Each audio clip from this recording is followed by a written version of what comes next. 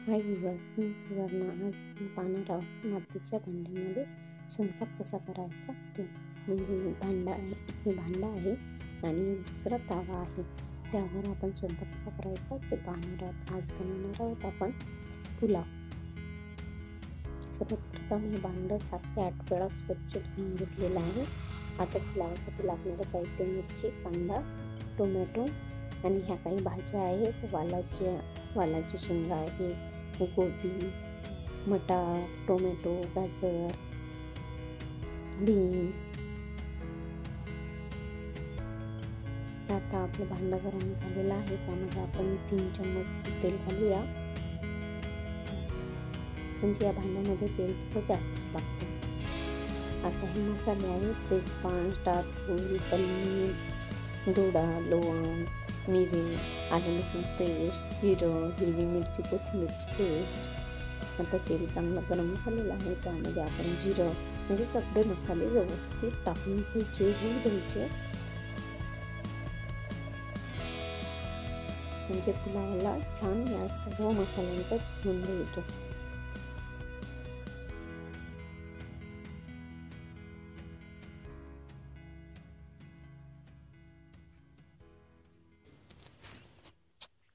आता आपण यामध्ये आलं लसूण पेस्ट आणि मेथी कोथिंबीरची पेस्ट आहे ते टाकून घेऊया, छान परतून घेऊया.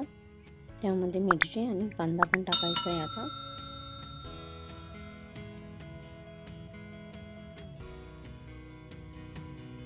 मिरची कांदा छान तेलात होऊ द्यायचा.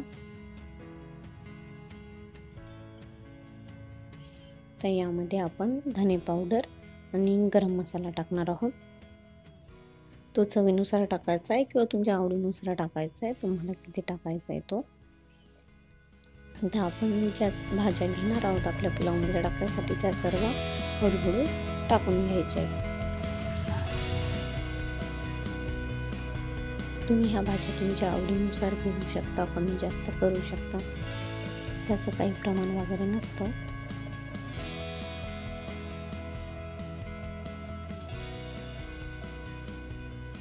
तुम्ही यातल्या भाज्या ज्या तुम्हाला आवडत नाही त्या तुम्ही कमी पण करू शकता, म्हणजे नाही टाकलं तरी चालतं. तुम्हाला ज्या आवडतात त्या तुम्ही टाकू शकता. आता पाणी टाकून आणि मीठ टाकू थोडंसं आणि याला 5 मिनिटं या भाज्या शिजू देऊ.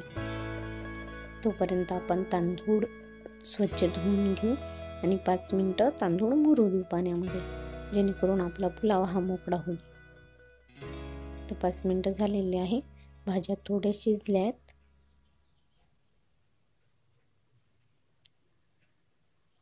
आता आपण धुवून घेतलेले तांदूळ टाकून घेऊया. आवश्यकतेनुसार जर तुम्हाला पाणी कमी वाटत असेल तर तुम्ही त्यामध्ये पाणी सुद्धा टाकू शकता. आता शिजायला ठेवूया.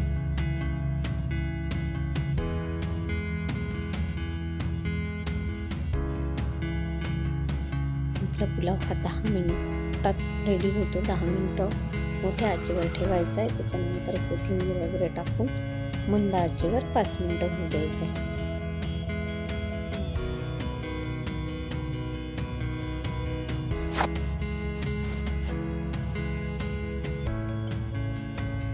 खूप छान सुगंध सुटला आहे पुलावाचा आणि पुलाव आपला रेडी झालेला आहे.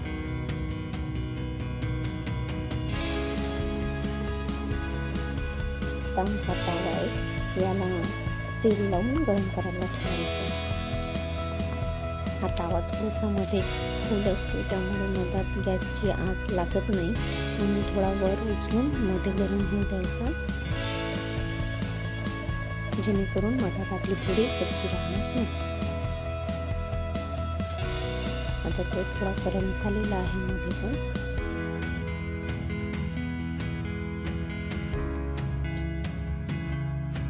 आपण पोळी टाकायच्या आधी थोडं तेल टाकून घ्यायचं, नंतर पोळी टाकायची, म्हणजे पोळ्या खूप छान होतात यावर.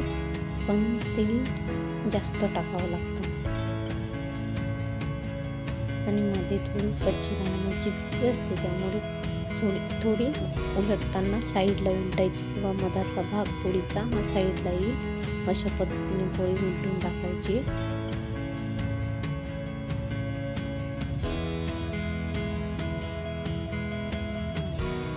तुम्ही बघू शकता पोळी छान झाली वरच्या साईडला.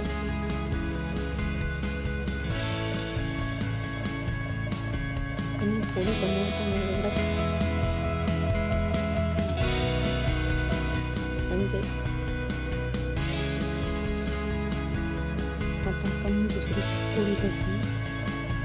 तुम्हाला जर गृहिणी स्पेशल या चॅनलवरील व्हिडिओ आवडत असतील तर चॅनलला लाईक करा, शेअर करा आणि सबस्क्राईब करा, जेणेकरून तुम्हाला नवनवीन व्हिडिओ पाहायला मिळतील गृहिणी स्पेशल या चॅनलवर.